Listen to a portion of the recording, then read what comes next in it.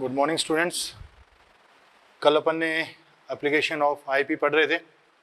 उसमें लास्ट अपन ने जो बात की थी वो की थी बाह्यतम कोश में इलेक्ट्रॉन ज्ञात करने के लिए। उसमें अपन ने दो नोट लगाए थे। कौन से? फर्स्ट नोट लगाया था, अगर दो आईपी के बीच में ऊर्जा अंतराल 16 इलेक्ट्रॉन वोल्ट से ज़्यादा है तो लोअर ऑक्सीडेशन स्टेट ज़्यादा स्टेबल होती है। अगर दो आईपी के मध्य ऊर्जा अंतराल 11 इलेक्ट्रॉन वोल्ट से कम है तो अपर ऑक्सीडेशन स्टेट ज़्यादा स्टेबल होती है। इसका अपन ने एग्जाम्पल किया था सोडियम के लिए एंड मैग्नीशियम के लिए। अब अपन बाह्यतम कोश में इलेक्ट्रॉन कैसे ज्ञात करेंगे ये भी इंपॉर्टेंट है। क्वेश्चन आपको कैसे देता है, वो मॉडल में क्वेश्चन भी दे रखे हैं। यदि किसी तत्व के लिए आईपी के मान क्रमशः यदि किस तत्व के लिए आईपी के मान क्रमशः 20, 40, 60 तथा 600 हैं तो उस तत्व के बाह्यतम कोश में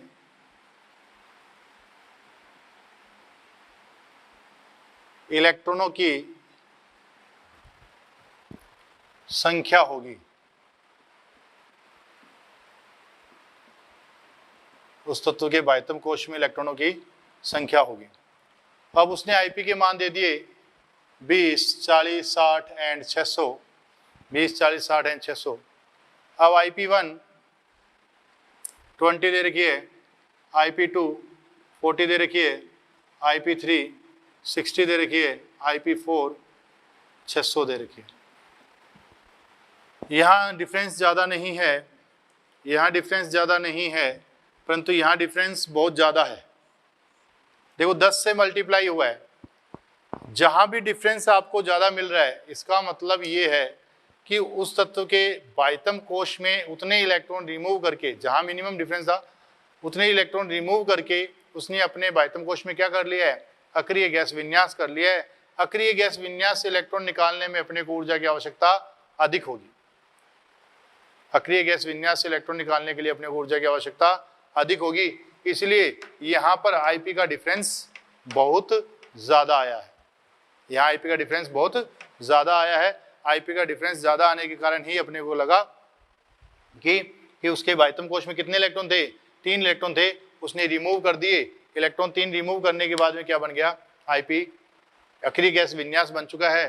तो उसमें से इलेक्ट्रॉन निकालने के लिए अपने को बहुत ऊर्जा की आवश्यकता होगी। इससे अपने को पता चला कि इसके बाह्यतम कोश में कितने इलेक्ट्रॉन हैं, इसके बाह्यतम कोश में 3 इलेक्ट्रॉन हैं। और ये पूछे कि आपको कौन से वर्ग से संबंधित है, तो ये कौन से वर्ग से संबंधित होगा, जिसके बाह्यतम कोश में 3 इलेक्ट्रॉन होंगे। बाह्यतम कोश में 3 इलेक्ट्रॉन किसके होते हैं, 13वें वर्ग के। इसके 13वें वर्ग के बाह्यतम कोश में कितने इलेक्ट्रॉन, 3 इलेक्ट्रॉन होते हैं। कितने होते हैं, 3 इलेक्ट्रॉन होते हैं। कितने इलेक्ट्रॉन होते हैं, 3 इलेक्ट्रॉन होते हैं।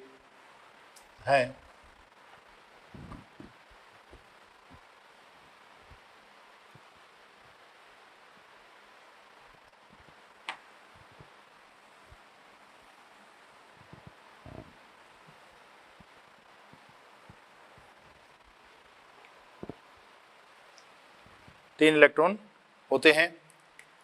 अगला क्वेश्चन देखें, एक बड़ा क्वेश्चन की फॉर्म में देखें। अपन से कुछ तत्व दे रखे हैं अपने को, A, B, C, D, E, F। AIP1, AIP2, AIP3, AIP4, AIP4। तो अपन बात करें ए के लिए, ये 100 है, ये 200 है, ये 400 है और ये 4000 है। ये 1000 है, ये 2000 है, ये 3000 है और ये 5000 है। ये 50 है, 500 है, 1000 है, 3000 है।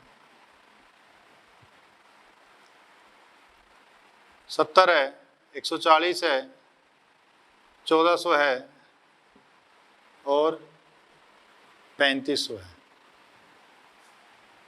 20, 200, 400, 800।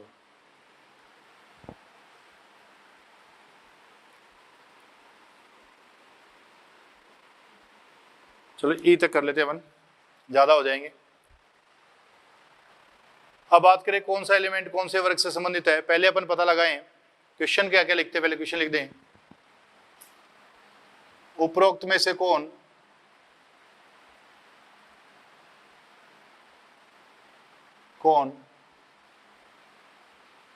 फर्स्ट वर्ग से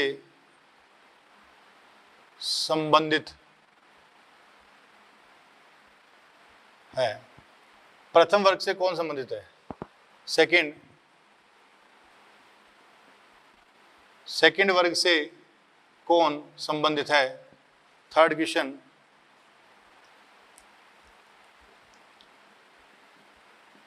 थर्ड ए वर्ग से कौन संबंधित है? अगला, समान वर्ग से कौन संबंध रखता है?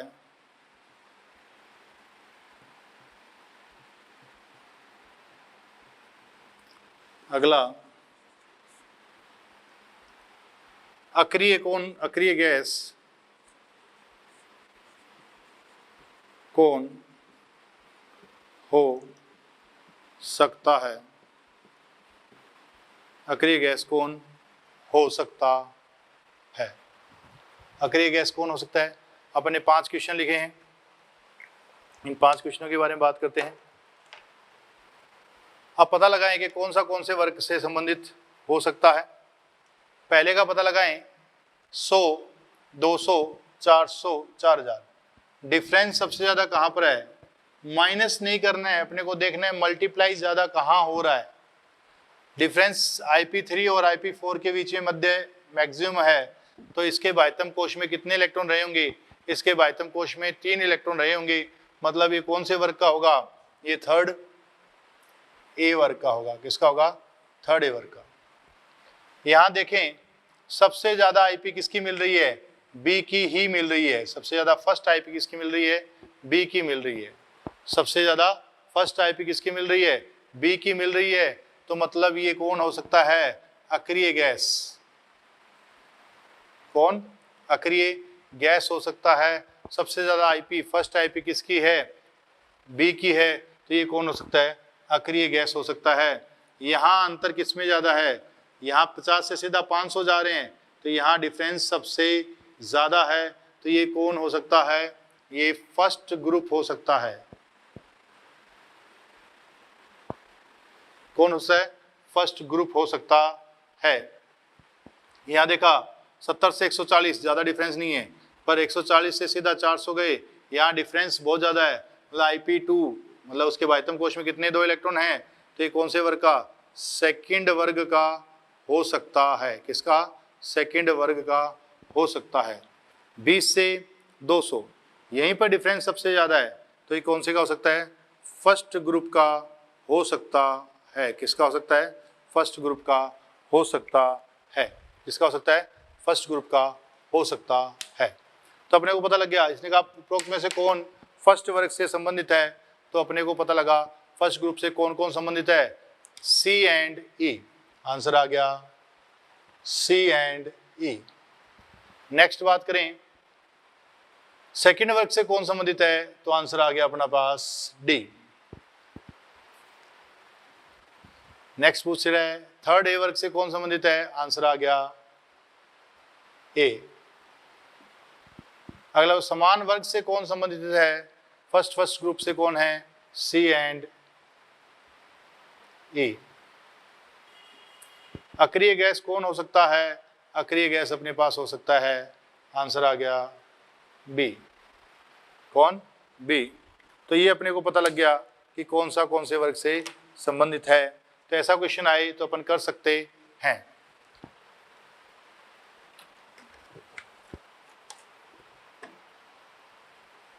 नेक्स्ट बात करते हैं अपन, नेक्स्ट टॉपिक उठाते हैं इलेक्ट्रॉन बंधुता।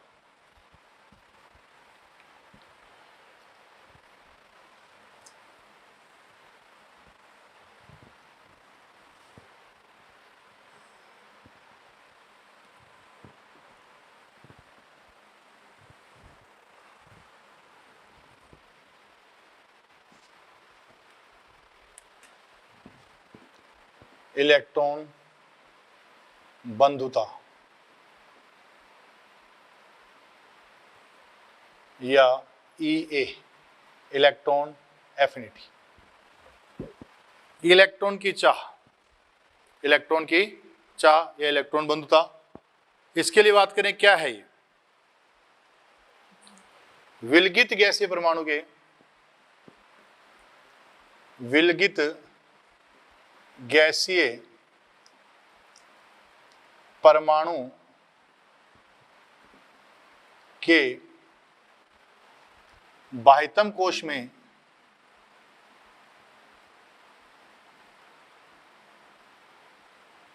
एक इलेक्ट्रॉन प्रवेश करवाने पर विलगित गैसीय परमाणु के बाह्यतम कोश में एक इलेक्ट्रॉन प्रवेश करवाने पर मुक्त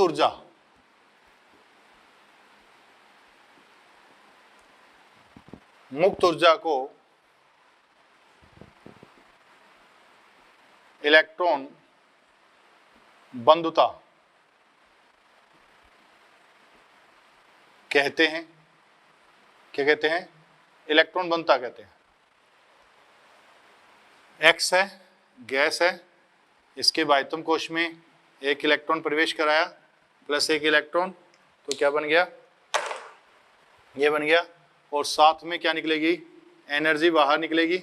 इस एनर्जी को ही मैं क्या बोलूँगा? इलेक्ट्रॉन बंधुता बोलूँगा। क्या बोलूँगा? इलेक्ट्रॉन बंधुता। सामान्यतः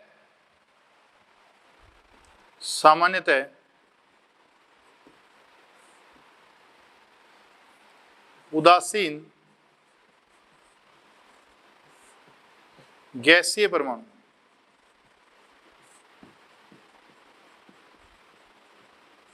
की EA फर्स्ट ऊष्मा क्षेपी प्रक्रम होती हैं, जबकि आगे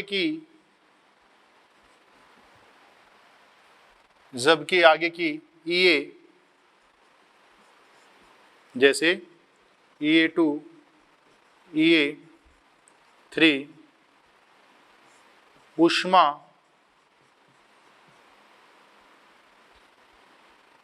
शोषी प्रक्रम होती हैं, क्योंकि एक इलेक्ट्रॉन के प्रवेश के बाद आने वाले इलेक्ट्रॉन को अधिक प्रतिकर्षण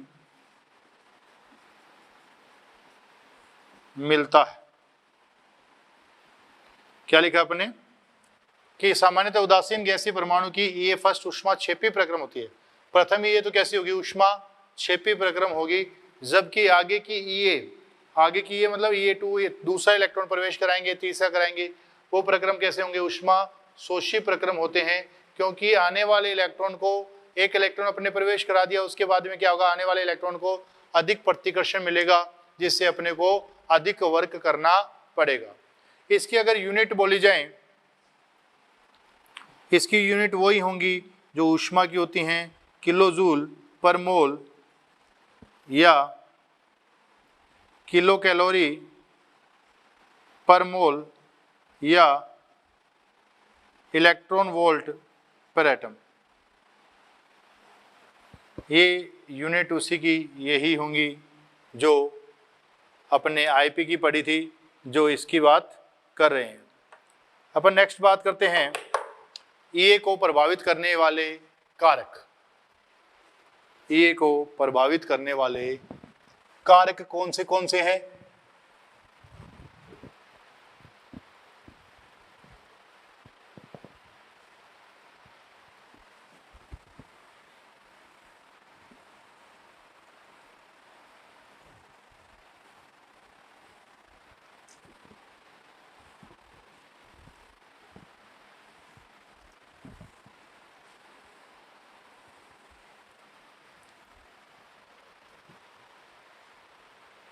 ईए को प्रभावित करने वाले कारक। ईए को प्रभावित करने वाले कारक। ईए को प्रभावित करने वाले कारक कौन से हैं उनके बारे में बात करें। पहला जेड इफेक्ट।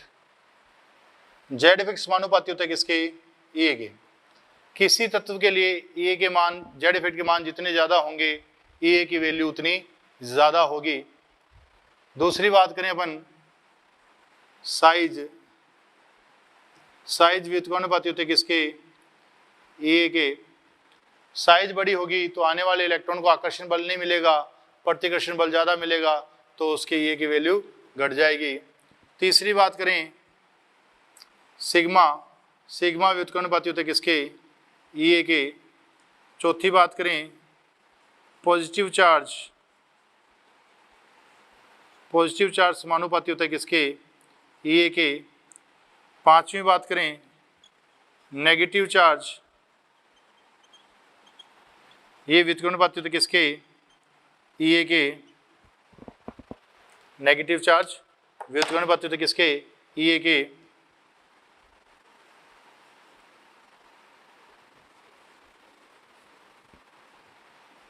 नेगेटिव चार्ज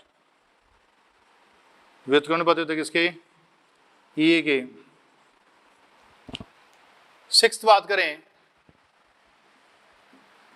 अर्धपूरित तथा पूर्णपूरित कक्षक। अर्धपूरित तथा पूर्णपूरित कक्षक की बात करें। अर्धपूरित तथा पूर्णपूरित कक्षक ईए के व्युत्क्रमानुपाती होते हैं। ईए के व्युत्क्रमानुपाती होते हैं।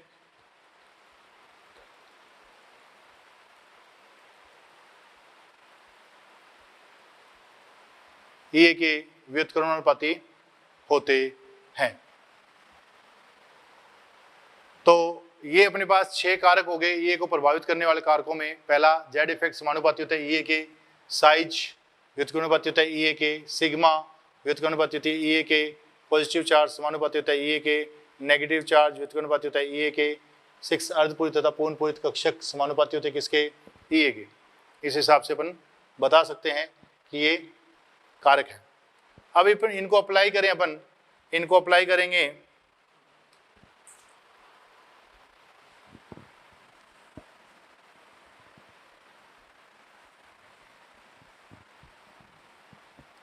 एक आवर्त में देख रहे हैं।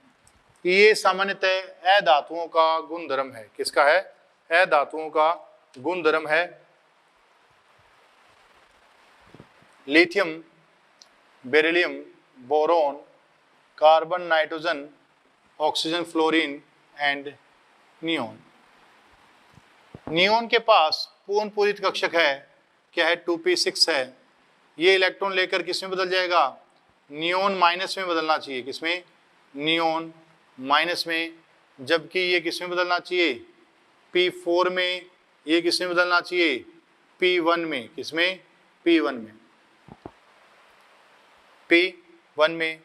इसमें नया कोष स्टार्ट करना पड़ेगा, इसलिए ऊर्जा अंतराल बहुत ज़्यादा आएगा, जिसके कारण क्या होगा? इसकी ऊर्जा अंतराल कम होगा, इसलिए इसके इलेक्ट्रॉन लेने की इच्छा बिल्कुल भी नहीं होगी। इसको ऊर्जा दोगे, अंदर देनी ही पड़ेगी अगर इलेक्ट्रॉन देना है, ये इसके इलेक्ट्रॉन लेने की प्रवृत्ति नहीं होती। इसलिए सबसे कम Ea के मान किसके मिलेंगे अपने को, नियोन के। इसमें नया उपकोष स्टार्ट करना पड़ रहा है, तो सेकंड कौन आएगा, बेरिलियम। उसके बाद में हाफ फील्ड, इसका हाफ फील्ड खराब हो रहा है, तो फिर कौन आ जाएगा, नाइट्रोजन फैमिली। तो अपन देखें इनके Ea के मान अपने को पॉजिटिव या लगभग शून्य प्राप्त होते हैं। नेक्स्ट बात करें, अब इन दोनों में थोड़ा सा अपने को हटकर बात करनी है, बाकी सब में क्या लग जाएगा, जेड इफेक्ट लग जाएगा। यहाँ मैंने देखा कि एक इलेक्ट्रॉन लेते ही ये किस में बदल जाएगा, एक इलेक्ट्रॉन लेते ही ये 2s2 में बदल जाएगा, और ये एक इलेक्ट्रॉन लेते ही किस में बदल जाएगा, 2p2 में बदल जाएगा। इन दोनों में से स्टेबल विन्यास कौन सा होगा, 2s2 ज्यादा स्टेबल होगा किसके कंपेयर में, 2p2 के कंपेयर में। इसलिए ये जल्दी इलेक्ट्रॉन लेना चाहेगा किसके कंपेयर में, इसके कंपेयर में। इसलिए इससे ज्यादा ए की वैल्यू किसकी आएगी, लिथियम की आएगी। तो सोडियम के बाद में कौन आएगा, बोरोन। नाइट्रोजन के बाद कौन आएगा, बोरोन। बोरोन के बाद लिथियम। लिथियम के बाद कार्बन, ऑक्सीजन एंड फ्लोरीन। ये ऑर्डर आ गया अपने पास। तो अपने देखा, नोट लगाएं,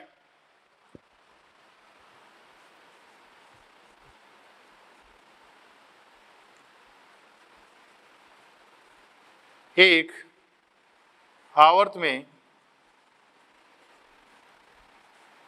सबसे अधिक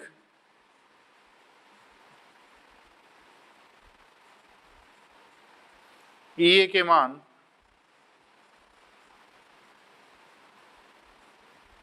हैलोजन के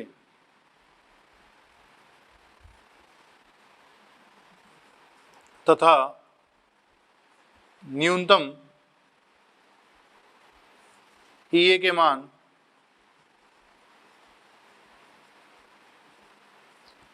अक्रिय गैसों के होते हैं। किसके होते हैं, अक्रिय गैसों के होते हैं।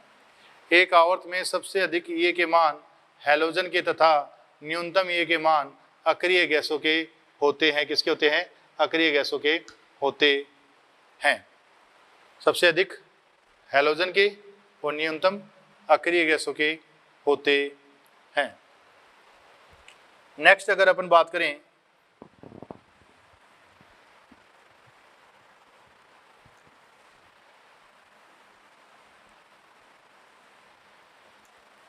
एक वर्ग की बात करें,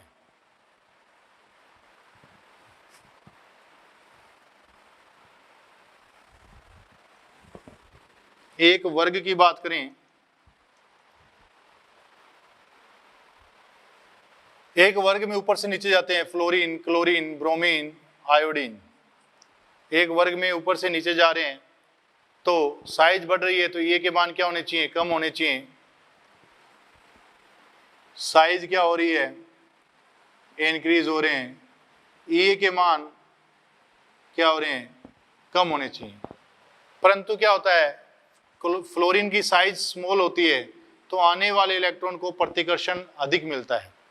फ्लोरीन की साइज छोटी होने के कारण आने वाले इलेक्ट्रॉन को प्रतिकर्षण अधिक मिलता है, जिसके कारण क्या होता है, इसके Ea के मान घट जाते हैं। किससे घट जाते हैं, फ्लोरीन की तुलना में, क्लोरीन की तुलना में घट जाते हैं।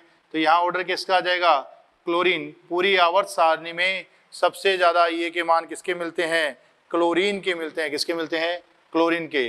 क्लोरीन के बाद में कौन आ जाएगा, फ्लोरीन। फ्लोरीन के बाद में कौन आ जाएगा, ब्रोमीन। और ब्रोमीन के बाद में कौन आ जाएगा, आयोडीन आ जाएगा। कौन आ जाएगा, आयोडीन। तो अपने पास Ea के ये मान मिल जाएंगे। ऐसे ही अपन बात करें ऑक्सीजन, सल्फर, सेलेनियम, टी, तो यहाँ इसके और इसके नहीं पीते, ऐसे ही सभी बिस्की ऐसे आ जाएगा इसमें। परंतु आपको वो कंपेयर करवाए, ऐसे लिखा हुआ है, fluorine, chlorine, oxygen, sulphur, nitrogen, phosphorus, इनमें कंपेयर करवा लेता वो कि बताओ किसका ऑर्डर कैसे आएगा। तो डाटा याद नहीं रह सकते अपने पास अपने को। अब जैसे इसमें ऑक्सीजन का सबसे कम आता है, ऑक्सीजन यहाँ आ जाता है, अपने को वो कंपेयर कराएगा तो मैक्सिमम इनमें कंपेयर कराएगा।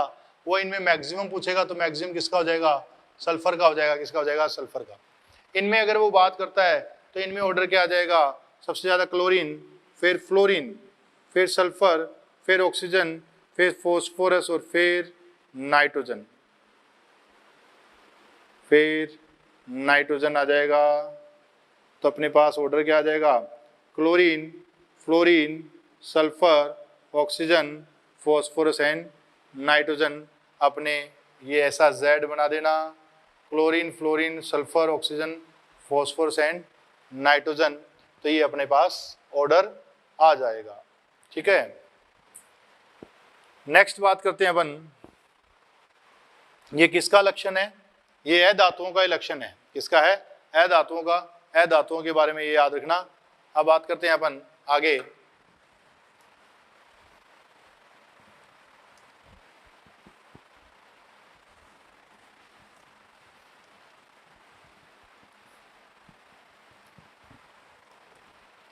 बात करते हैं ये के अनुप्रयोग।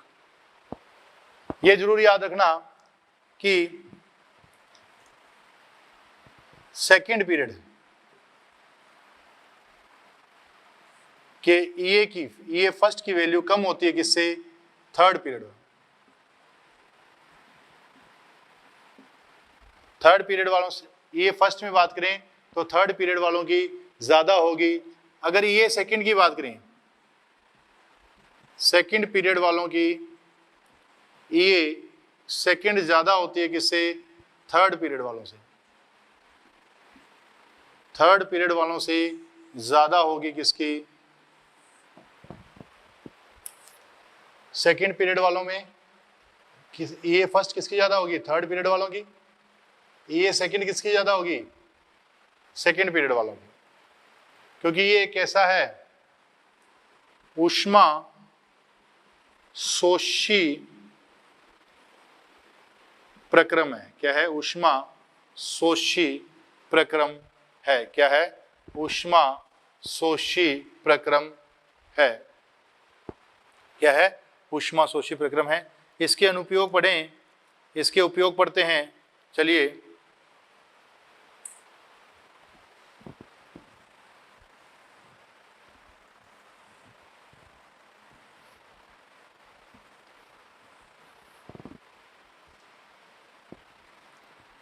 ये के उपयोग,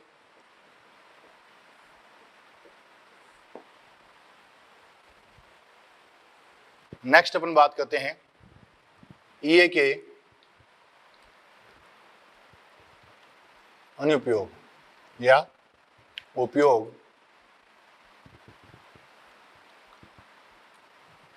जैसे अपन ने आईपी के उपयोग पढ़े थे, वैसे ही ईए के उपयोग भी पढ़ेंगे। ईए के उपयोग में बात करें, पहला अधात्विक प्रवृत्ति। अधात्विक प्रवृत्ति ये के समानुपाती होती है। ये के समानुपाती होती है। किसके, एटम के लिए ये के मान जितने ज्यादा होंगे अधात्विक प्रवृत्ति उतनी ज्यादा होगी। सेकंड बात करें अधातुओं की, अधातुओं की ऑक्सीकारक प्रवृत्ति समानुपाती होती है ए के।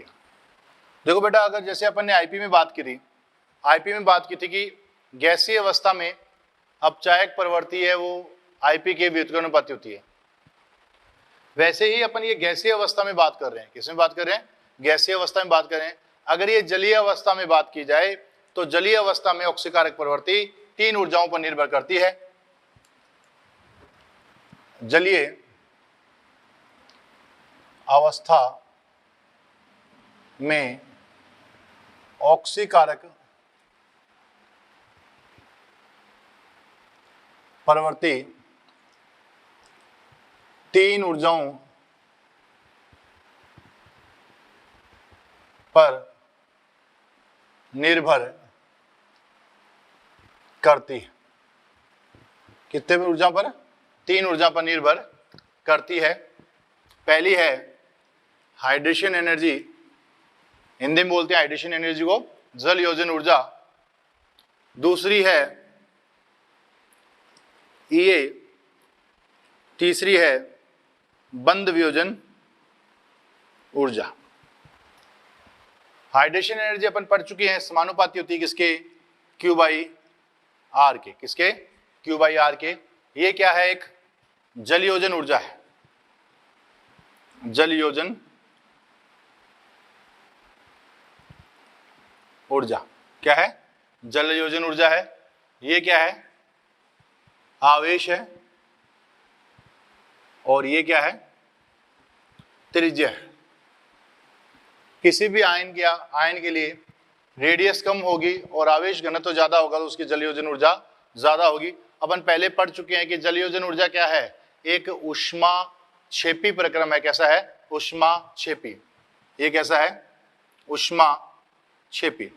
बेटा एक बात याद रखना हमेशा कि किसी भी कोई भी प्रक्रम जितना ज्यादा ऊष्माक्षेपी होगा उस चीज वो बढ़िया होगा, सिस्टम के लिए अच्छा होगा, और ऊष्मा शोषी प्रक्रम सिस्टम के लिए बेकार होगा। मतलब ऊष्मा शोषी प्रक्रम तो होना चाहिए कम और ऊष्माक्षेपी प्रक्रम होना चाहिए ज्यादा। तो ये फर्स्ट कैसी होती है, ऊष्माक्षेपी,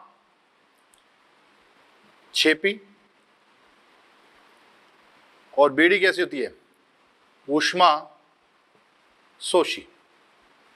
ऊष्मा शोषी, हाइड्रेशन एनर्जी समानुपाती Q बाई आर, ये ऊष्माक्षेपी, बीडी ऊष्मा शोषी होती है। क्या होती है, ऊष्मा शोषी होती है।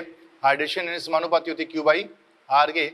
ये अब आपको कहे जैसे लिथियम को सबसे अच्छा अपचायक बनाने के पीछे किसका हाथ था, लिथियम को सबसे अच्छा अपचायक बनाने के पीछे हाइड्रेशन ऊर्जा, जल योजन ऊर्जा का हाथ था।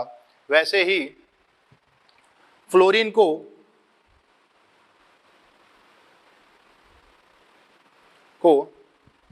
आवर्त सारणी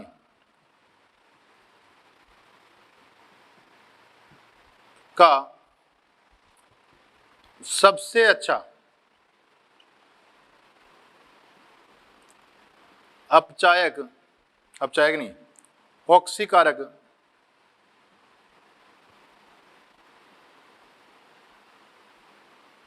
बनाने में जल योजन ऊर्जा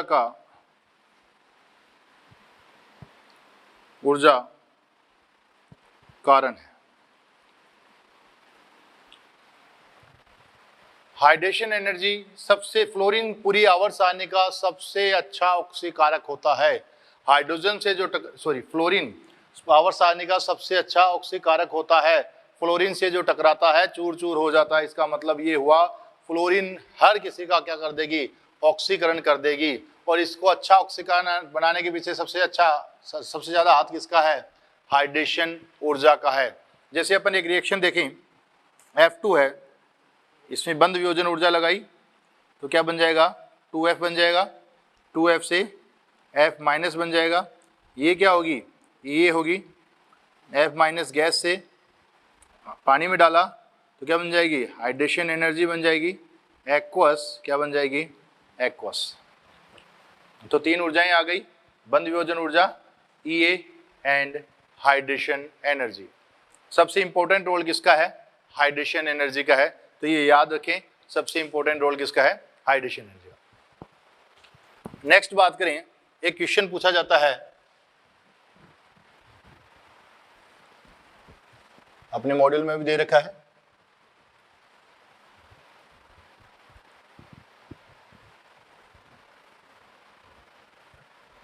देखते हैं कैसे क्या क्या। क्वेश्चन तो आपको आईपी पूछा जाएगा, क्वेश्चन तो आपको आईपी के रूप में पूछा जाएगा, किसकी आईपी अधिकतम है। क्वेश्चन तो आपको आईपी के रूप में पूछा जाएगा, परंतु जो आंसर देना है अपने को, वो किसके आधार पर देना है, वो ईए के आधार पर जाएगा। पूछे क्या क्वेश्चन, निम्न में से किसकी निम्न में से निम्न दिए गए आयनों तथा तत्वों को उनकी बढ़ती हुई आईपी के अनुसार व्यवस्थित कीजिए। क्वेश्चन मिल जाएगा आपको। Fluorine, chlorine, chlorine minus, fluorine minus, ये देख रहा है fluorine, chlorine, chlorine minus and fluorine minus. अगर बेटा जी बात कर रहा है वो, एक बात याद रखना, उदासीन परमाणु की आईपी का मान, उदासीन परमाणु की आईपी का मान हमेशा ज्यादा होगा किससे? ऋणायन से। उदासीन परमाणु की आईपी का मान हमेशा ज्यादा होगा किससे? ऋणायन से ज्यादा होगा। तो इन दोनों की आईपी ज्यादा होगी किससे? इन दोनों से ही आईपी ज्यादा होगी। तो सबसे ज्यादा किसकी आई? फ्लोरीन, फिर कौन? क्लोरीन। अब इन दोनों में बात करें, Cl minus and fluoride minus, इनके आईपी के मान कैसे दोगे आप? मैं फ्लोरीन से फ्लोरीन माइनस जाऊं, क्लोरीन से क्लोरीन माइनस जाएं, फ्लोरीन से फ्लोरीन माइनस एंड क्लोरीन से क्लोरीन माइनस। तो ये क्या था बेटा? ये थी, क्या थी? ये। यदि एक प्रक्रम x2 x माइनस ये ऊष्मा क्षेपी है तो इसका विपरीत प्रक्रम ऊष्मा शोषी होगा। क्या होगा? ऊष्मा शोषी होगा। यदि एक प्रक्रम ऊष्मा क्षेपी है तो उसका विपरीत प्रक्रम क्या होगा? ऊष्मा शोषी होगा। क्या होगा? ऊष्मा शोषी। ये ऊष्मा क्षेपी है तो ये क्या होगा? ऊष्मा शोषी होगा। तो अपने देखा इस प्रक्रम में ज्यादा किसकी ये है? इस प्रक्रम में ये की तुलना में ये ज्यादा है, ये ज्यादा है। तो इसकी जो वापस जा रहे हैं ये क्या होगी? आईपी होगी किसकी? Cl माइनस की आईपी होगी। ये है किसकी? Cl की। और ये आईपी होगी किसकी? Cl माइनस की। तो ये है किसकी? फ्लोरीन की। और ये आईपी होगी किसकी? F माइनस की। तो किसकी आईपी ज्यादा होगी? Cl माइनस और फिर कौन होगा? F minus. सबसे ज्यादा फ्लोरीन, फिर क्लोरीन, फिर क्लोरीन माइनस और फिर फ्लोरीन माइनस। कौन आ जाएगा? फ्लोरीन माइनस आ जाएगा। तो ये अपना क्या आ जाएगा? ऑर्डर आ जाएगा, पहले फ्लोरीन, फिर क्लोरीन, फिर क्लोरीन माइनस और फिर फ्लोरीन माइनस। ऐसा ही एक क्वेश्चन और पूछे आपको, oxygen, sulphur, sulphur minus, O minus 1, sulphur minus 1, O minus 1, इनके बारे में बात करें तो यहां पर ऑक्सीजन की आईपी का मान ज्यादा होगा किससे? सल्फर से। वही रीजन लगाना है, S माइनस, फिर क्या आएगा? O minus. ये ऑर्डर आ जाएगा किसका? आईपी का ऑर्डर आ जाएगा। किसका आ जाएगा? आईपी का ऑर्डर आ जाएगा। किसका आ जाएगा? आईपी का ऑर्डर आ जाएगा। सबसे ज्यादा ऑक्सीजन, फिर सल्फर माइनस और फिर O माइनस। ये अपना ऑर्डर आ जाएगा।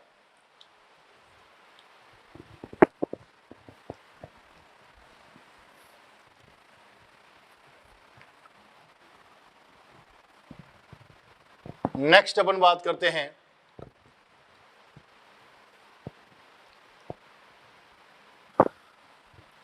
En। अपन बात करें En, विद्युत ऋणता, इलेक्ट्रॉन नेगेटिविटी। क्या है ये? En क्या चीज है? बंधित इलेक्ट्रॉनों को, बंधित इलेक्ट्रॉनों को आकर्षित करने की क्षमता को, बंधित इलेक्ट्रॉनों को आकर्षित करने की क्षमता को En कहा जाता है। किसे कहा जाता है? बंधित इलेक्ट्रॉनों को आकर्षित करने की क्षमता को En कहा जाता है। जैसे ये दो परमाणु है A एंड B, ये इलेक्ट्रॉन किस ओर रह रहे हैं? बी की ओर रह रहे हैं। इसका मतलब क्या हुआ? En of B is greater than En of A। En of B is greater than En of A। तो इस पर क्या आ जाएगा? Partially negative. इस पर क्या आ जाएगा? पार्शली पॉजिटिव आ जाएगा। क्या आ जाएगा? पार्शली पॉजिटिव आ जाएगा। En of B is greater than En of A, तो इस पर पार्शली नेगेटिव और इस पर पार्शली पॉजिटिव आ जाएगा। क्या आ जाएगा? Partially positive. अब En को प्रभावित करने वाले कारक कौन से हैं? पहली बात करूं, En को प्रभावित करने वाले कारकों में पहली बात करूं, जेड इफेक्ट। जेड इफेक्ट समानुपाती होता है किसके? En के। किसी भी तत्व के लिए जेड इफेक्ट जितना ज्यादा होगा उसकी En उतनी ज्यादा होगी, उसकी En उतनी ज्यादा होगी। दूसरी बात करें, साइज इनवर्स होती है किसके? En के। किसके? En के। साइज इनवर्स होती है किसके? En के। तीसरी बात करें, सिग्मा भी इनवर्स होता है किसके? En के। किसके? En के। चौथी बात करूं, पॉजिटिव चार्ज बढ़ेगा, जेड इफेक्ट बढ़ेगा तो En भी बढ़ेगी, समानुपाती होता है किसके? En के। पांचवी बात करें, नेगेटिव चार्ज व्युत्क्रमानुपाती होता है किसके? En के। किसके? En के। सिक्स्थ बात करें,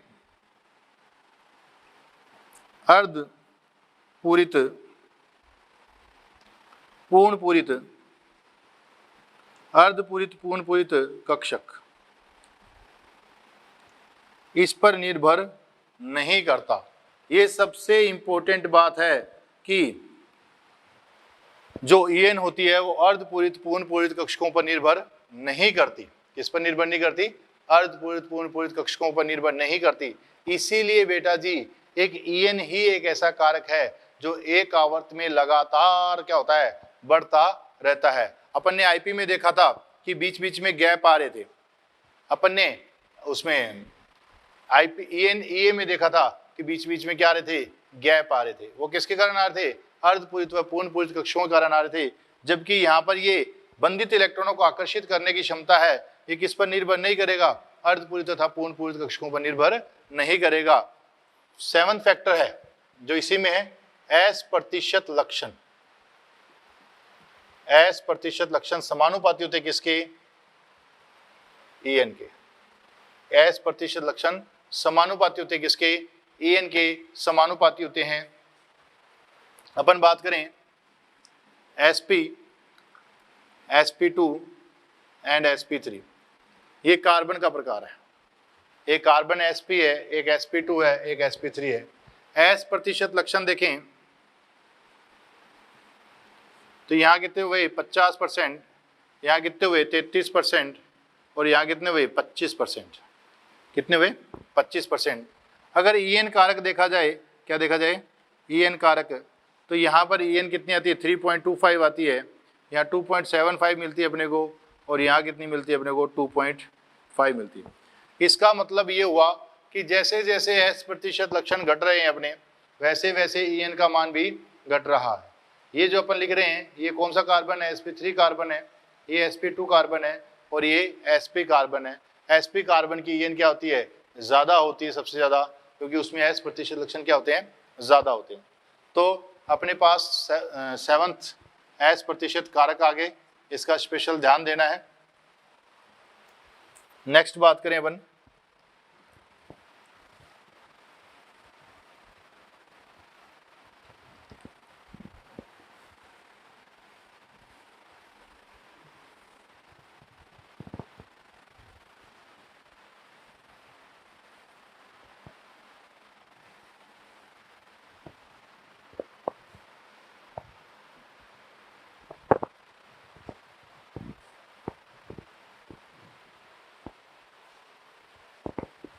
एक आवर्त में बात करें, lithium, beryllium, boron, carbon, nitrogen, oxygen, fluorine, neon अपन नहीं लेंगे। नियोन क्यों नहीं लेंगे? वो क्या एक अक्रिय गैस है, उसके बंद बनाने की प्रवृत्ति नहीं होती, इसलिए ईएन फैक्टर भी उसमें नहीं आएगा। Sodium, magnesium, aluminium, silicon, phosphorus, sulphur, chlorine, bromine, iodine. यहां देखें सेकेंड आवर्त में 0.5 से ईएन रेगुलर इंक्रीज होती रहती है। सेकेंड आवर्त में 0.5 से ईएन रेगुलर इंक्रीज होती रहती है। इसका 1.5, 2, 2.5, 3, 3.5, 4। इसमें बात करें 0.9, यहाँ 0.3 से इंक्रीज होती है पहले, जैसे कितना जाएगा 1.2, 1.5, 1.8, 2.1, यहाँ 0.4 से इंक्रीज होती है 2.5, यहाँ 0.5 से इंक्रीज होती है 3, 2.8 एंड 2.5। ये ईएन अपने को याद रह जाए तो बढ़िया चीज है, वरना अपने को ये तो याद रखना ही है। CSI इनकी ईएन सेम होती है कितनी? 2.5 होती है। कितनी होती है? 2.5। NCl नाइट्रोजन क्लोरीन की almost same, pH 2.1, CSI carbon sulphur iodine 2.5, nitrogen chlorine 3, phosphorus hydrogen 2.1, oxygen 3.5, fluorine 4। जितनी भी मेटल्स हैं उनके ऑलमोस्ट 1 याद रखोगे तुम, ऑलमोस्ट 1। ये ऑलमोस्ट 1 क्यों बता रहा हूं मैं? जैसे तो 1 से ज्यादा होगी या 1 से कम भी हो सकती है। 1 इसलिए बता रहा हूं कि जब भी मेटल हाइड्रोजन के साथ जुड़ी हुई होगी, जब भी मेटल हाइड्रोजन के साथ जुड़ी हुई होगी तो मेटल पर पॉजिटिव चार्ज और हाइड्रोजन पर क्या आएगा? Negative charge. H- बनेगा। क्या बनेगा? H-। H- क्या कहलाता है? हाइड्राइड कहलाता है। क्या कहलाता है? हाइड्राइड। तो H- क्या कहलाएगा? हाइड्राइड। ये कौन है? हाइड्राइड आयन है। कौन है? हाइड्राइड। जब भी किसी लुईस अम्ल पर हाइड्राइड का आक्रमण होगा, ये याद रखना, आगे बात करेंगे, जब भी किसी लुईस अम्ल पर हाइड्राइड का आक्रमण होगा तो उसकी संकर्ण अवस्था परिवर्तित हो जाएगी।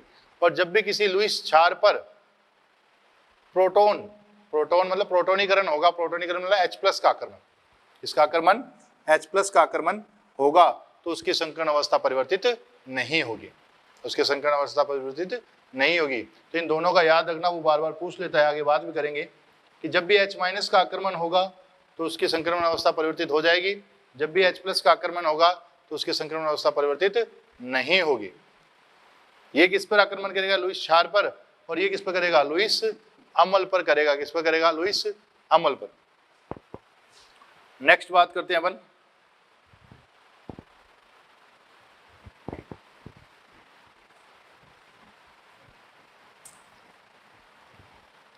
ईएन के उपयोग।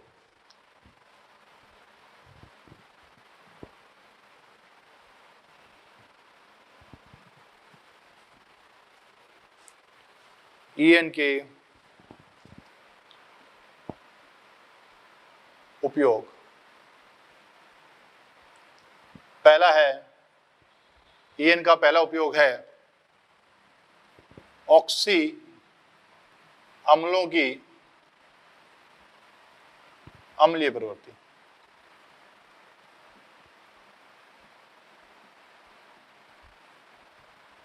ऑक्सी अम्लों की जो अम्लीय प्रवृत्ति होती है वो समानुपाती होती है किसके?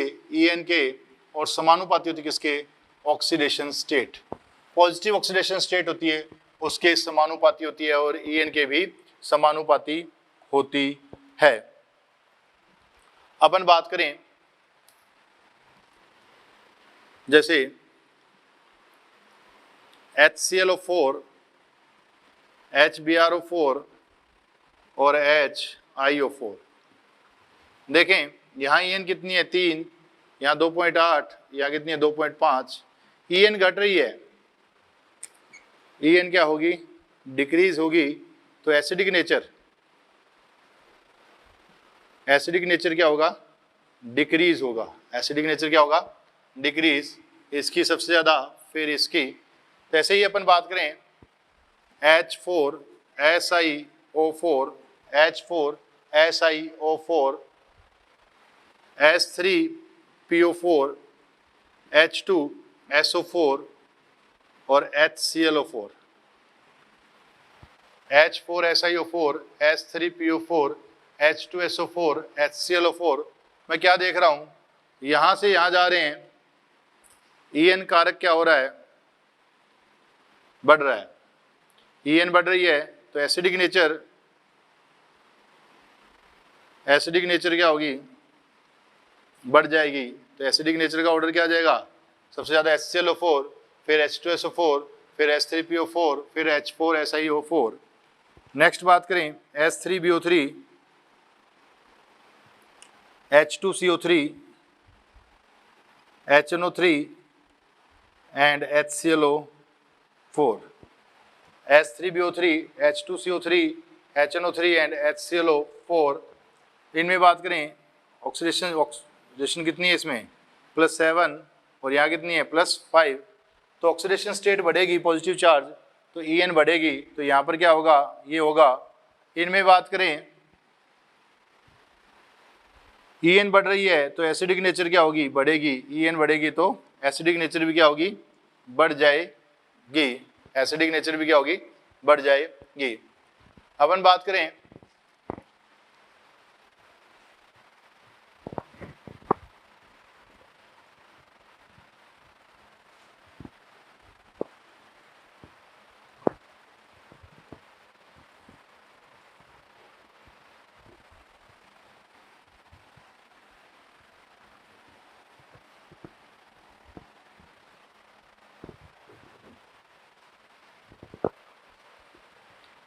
HClO4, HClO3, HClO2 and HClO।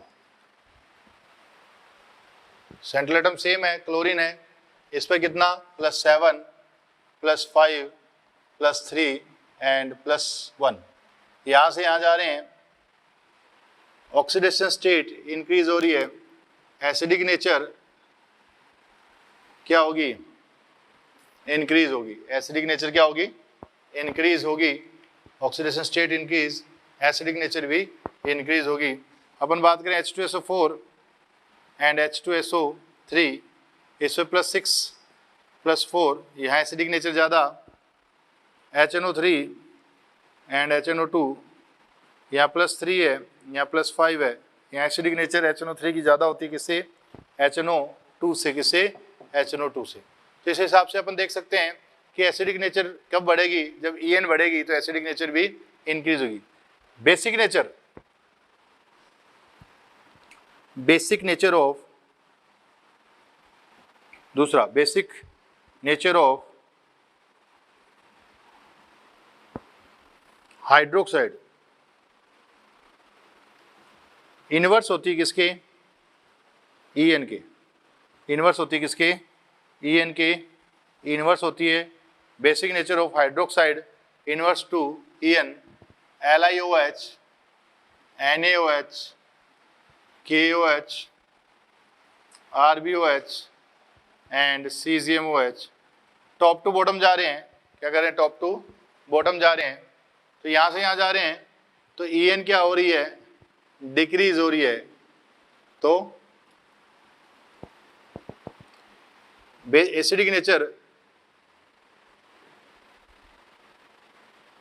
Decrease होगी, बेसिक नेचर क्या होगी, इंक्रीज होगी। तो जैसे जैसे En डिक्रीज होगी, बेसिक नेचर इंक्रीज होगी। किनकी, हाइड्रोक्साइड की। किनकी, हाइड्रोक्साइड की। तो वैसे अपन बोल सकते हैं मेटल्स होते हैं, उनके जो हाइड्रोक्साइड होते हैं वो कैसे होते हैं, बेसिक नेचर के होते हैं। जबकि नॉन मेटल्स होते हैं, उनके हाइड्रोक्साइड होते हैं, वो कैसे होते हैं, एसिडिक नेचर के होते हैं। उन्हें क्या बोल देते हैं अपन, ऑक्सी एसिड बोल देते हैं। क्या बोल देते हैं, ऑक्सी एसिड। नेक्स्ट बात करें अपन, पहली एप्लीकेशन हो गई अपनी एसिडिक नेचर।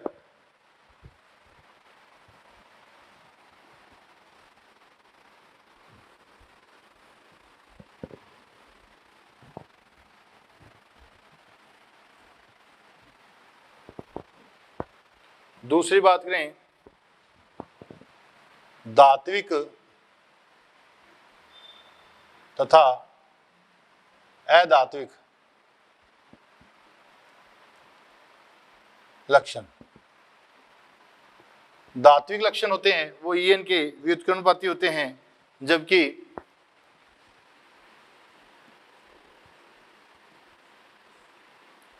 धात्विक लक्षण व्युत्क्रमानुपाती होते हैं किसके? ईएन के, जबकि अधात्विक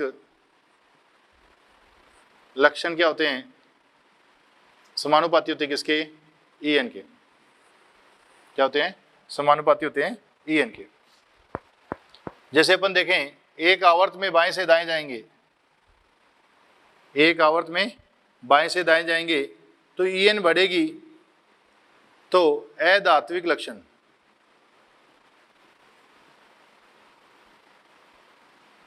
अधात्विक लक्षण क्या हो जाएंगे? बढ़ जाएंगे। जबकि टॉप टू बॉटम जाएंगे ईएन घटेगी तो धात्विक लक्षण बढ़ेंगे, धात्विक लक्षण क्या हो जाएंगे? बढ़ जाएंगे। नेक्स्ट बात करें तीसरी एप्लीकेशन, बंद ऊर्जा समानुपाती होती है डेल्टा ईएन के। डेल्टा ईएन जितनी ज्यादा होगी बंद ऊर्जा उतनी ज्यादा होगी, और बंद लंबाई की क्या होगी? इनवर्स होगी। क्या होगी? बंद लंबाई के, यहीं पर लिख देते हैं, बंद लंबाई की क्या होगी? इनवर्स होती है क्या?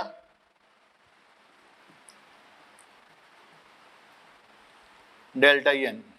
अपन बात करें HF, HCl, HBr and HI। यहां से यहां जा रहा हूं, डेल्टा ईएन क्या हो रहा है? डिक्रीज हो रहा है। डेल्टा ईएन डिक्रीज हो रहा है। डेल्टा ईएन डिक्रीज होगा तो बंद ऊर्जा घट जाएगी, बंद लंबाई बढ़ जाएगी, बंद लंबाई बढ़ जाएगी। तो सबसे ज़्यादा बंद ऊर्जा किसकी होगी? HF की, फिर HCl की, फिर HBr की, फिर HI की होगी। किसकी होगी? HI की। तो ये अपने पास एप्लीकेशन है। कुछ एप्लीकेशन और हैं इसकी, एक दो एप्लीकेशन देख लेते हैं। प्रतिशत आयनिक लक्षण ज्ञात करना हो,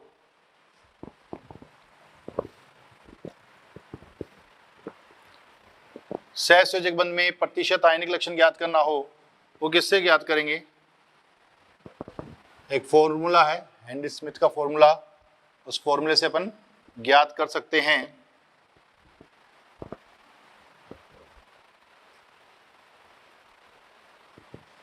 प्रतिशत आयनिक लक्षण बराबर होते हैं 16 डेल्टा ईएन। डेल्टा ईएन क्या है बेटा जी? विद्युत ऋणता में अंतर है। क्या है? विद्युत ऋणता में अंतर, प्लस 3.5 डेल्टा ईएन का स्क्वायर। ये प्रतिशत आयनिक लक्षण किसमें? सहसंयोजक बंध में आयनिक लक्षण ज्ञात करने का फॉर्मूला है। सहसंयोजक बंध में आयनिक लक्षण ज्ञात करने का फॉर्मूला है। यदि डेल्टा ईएन का मान 1.7 है तो उसमें 50% क्या होंगे? आयनिक होंगे, और 50% क्या होंगे? सहसंयोजक होंगे। यदि 1.7 से कम है डेल्टा ईएन तो उसमें कौन से होंगे? सहसंयोजक गुणधर्म होंगे।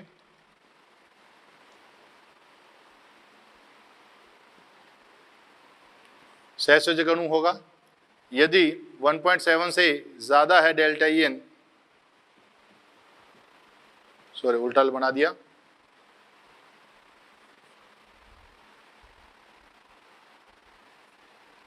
तो आयनिक होंगे।